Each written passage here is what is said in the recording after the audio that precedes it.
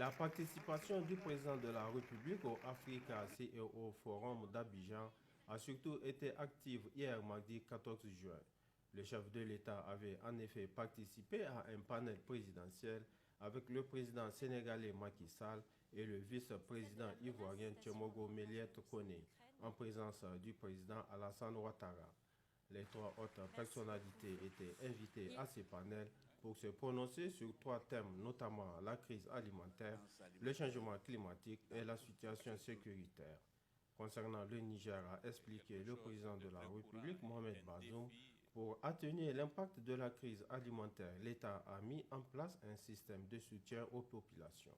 Nous avons en effet, vous avez raison, 4,5 millions de personnes qui sont dans une situation de détresse alimentaire plus ou moins importante.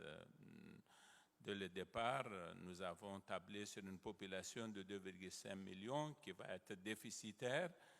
Et puis, nous avons affiné les chiffres. Aujourd'hui, nous avons à peu près 4,5 millions de personnes qu'il faut prendre en charge. Nous avons mis au point un programme d'urgence, un programme de soutien qui consiste à subventionner les céréales que nous donnons dans le cadre de ce que nous appelons la distribution gratuite des vivres ciblés. Nos services font un travail de ciblage qui consiste à identifier les foyers les plus vulnérables et ce sont des céréales de quantité relativement importante que l'État achète et qu'il distribue gratuitement.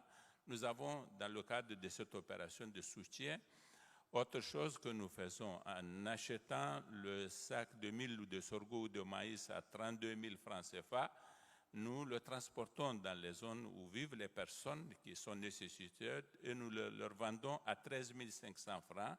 Ce sont des ressources importantes que nous mobilisons ainsi chaque année, et cette année de crise plus que les années ordinaires, pour diminuer le niveau de détresse des populations. Voilà une des formes de réponse que nous apportons de façon ponctuelle à des situations de ce genre. Mais évidemment, dans le cadre de la politique que nous mettons en œuvre, suite à toutes les leçons que nous avons tirées des situations que nous vivons dans un pays du Sahel, qui même si c'est vrai, il est aride, il a un climat aride, même si les pluies sont rares, même si la biodiversité s'est totalement amenuisée, et si même par conséquent tout cela concourt à exposer les populations à des situations de déficit alimentaire, de disette et même de famine, nous n'en disposons pas moins de grandes quantités d'eau de surface relativement importantes, mais de grandes quantités d'eau de sous-sol. La difficulté a jusqu'ici été de pouvoir disposer des ressources financières à investir pour faire en sorte justement que nous puissions produire, parce que le coût de l'énergie dans nos pays à nous et au Niger en particulier est très élevé. Donc il devient un handicap, il est vraiment rédhibitoire.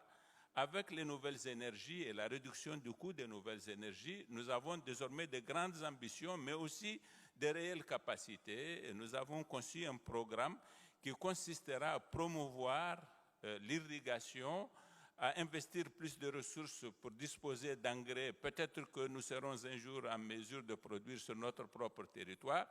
Et en combinant ces facteurs-là, nous serons en état de produire de quantités d'aliments pour nous nourrir déjà, nous autosuffire, mais en même temps, à cause de la centralité de la position du Niger, et c'est notre ambition, peut-être même exporter, pourquoi pas, des céréales. Concernant le changement climatique, le président de la République a affirmé que le Niger aussi subit de plein fouet le phénomène qui est planétaire. La solution doit surtout provenir des grandes puissances dont l'industrialisation en est la cause. Moi, je pense que nous n'avons pas un bon rapport de force aujourd'hui entre ceux qui conçoivent ces mesures, comme notamment celles qui consistent à prohiber les énergies fossiles, et les pays comme les nôtres qui ont des intérêts et qui sont totalement en porte-à-faux avec ce genre d'exigences-là. Vous avez vu à Glasgow, c'est le même état d'esprit qui a prévalu. Nous allons continuer à nous battre. Nous avons des ressources fossiles qui doivent être exploitées nous serions même prêts à passer outre à ces engagements, sauf que malheureusement, nous ne disposons pas des capitaux pour les investir et faire en sorte que le Niger aujourd'hui puisse utiliser son charbon pour produire de l'électricité, envisager son industrialisation. Nous avons du charbon, nous avions des sociétés qui avaient pu, à un moment donné, envisager d'investir, exploiter le charbon du Niger, parce qu'il y avait des banques qui étaient prêtes à leur consentir les crédits dont elles avaient besoin. Mais avec ces mesures qui sont prises, il n'y a aucune banque qui est prête à s'engager. Nous sommes punis et ce n'est pas bien.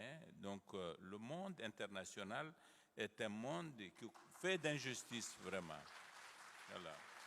Merci beaucoup. Relativement à la situation sécuritaire, la réponse du Niger pour y faire face a indiqué le chef de l'État est de mettre l'accent sur la bonne gouvernance, outre les moyens importants mis à la disposition des forces de défense et de sécurité. La première des choses, c'est la gouvernance. C'est ça aussi le secret de la situation singulière du Niger aujourd'hui. La première des institutions qu'il faut renforcer, c'est l'institution militaire en donnant les moyens nécessaires.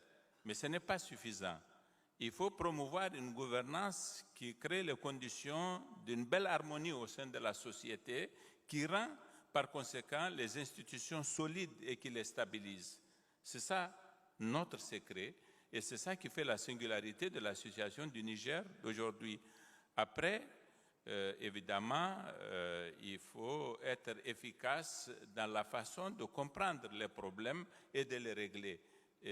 Nous sommes en train de renforcer les capacités de notre armée après que nous avons mis en œuvre une gouvernance qui a créé les conditions de grand consensus de notre pays autour de la nécessité de nous mettre ensemble et de défendre notre territoire, son intégrité, la paix et la quiétude des populations.